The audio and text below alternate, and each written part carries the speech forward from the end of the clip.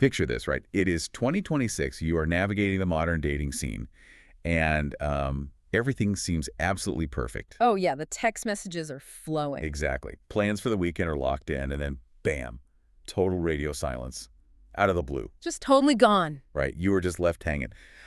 Welcome to today's deep dive, where we are breaking down the psychology behind this. Because in English slang, we call this ghosting. It is basically like a terrible magic trick. I love that analogy. Yeah, it is like the magician just walks off stage halfway through the act, and you, the audience, are left sitting there utterly confused. Right, and the immediate assumption you make is that the person doing it is just, callous. But according to the psychological research we are looking at today, they aren't necessarily evil. Their brain is actually in full-blown panic mode. Wait, panic mode? Yeah, exactly. Like because they have to send a simple breakup text. Yeah. I mean, from the outside, that feels incredibly manipulative. Are you telling me this entire disappearing act is just cowardice masking as strategy? Well, it really boils down to severe conflict avoidance. Faced with the prospect of telling someone they aren't a match, their brain triggers a literal flight response. Oh, wow. So they just run. Right, they falsely convince themselves that silence will hurt the other person less than a direct rejection. So they don't even try to sugarcoat it, they just vanish. Or, maybe they are just distracted. Yeah. Because dating apps completely warp the perception of scarcity. Which brings us to another great term, choice overload. Oh, absolutely. The apps thrive on that. Right, so to explain choice overload in plain English, just think of it like staring at a massive 10-page restaurant menu. Oh, that is a perfect way to look at it. Yeah, you have so many options that you literally cannot pick a dish. Because people think a better option is just a right swipe away, human beings become disposable commodities. It becomes as easy to discard a person as it is to, close a browser tab. Which completely strips away the empathy. But yet, a lot of times they don't even close the tab completely. Psychologists call it soft ghosting. Oh, right, when they kind of linger around. Yeah, the person wants to maintain control and keep their options open, so they rely on these non-committal, one-word texts. You write a thoughtful message, and 3 days later, you get a haha true. The absolute worst. Which leads us perfectly into the slang term breadcrumbing. Yes, breadcrumbing is so common now. So picture this.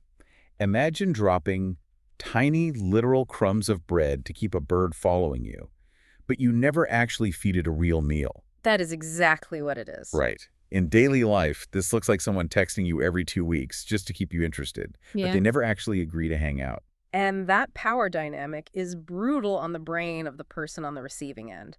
It operates exactly like a casino slot machine, It is intermittent reinforcement. Wait, so it is actually a dopamine trap? Completely.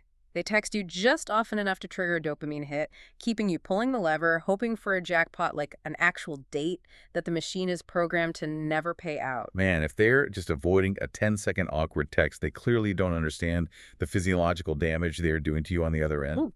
Oh, the damage is very real. Research actually shows the ostracism from being ghosted activates the exact same brain regions as a physical injury. Are you serious? An actual physical injury? Yes, really.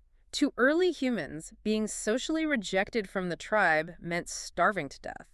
So our brains evolved to process social ostracism through the somatosensory cortex. Wait, which is the alarm system for a broken leg, right? Exactly. You are feeling the pain of a broken leg. A broken leg you can't even see. Yeah. And worse, because there is no verbal breakup, your brain gets stuck in a frantic loop of ambiguous loss. Like, did they lose their phone? Did I say something wrong? It is maddening. It is, which is why we need to talk about closure.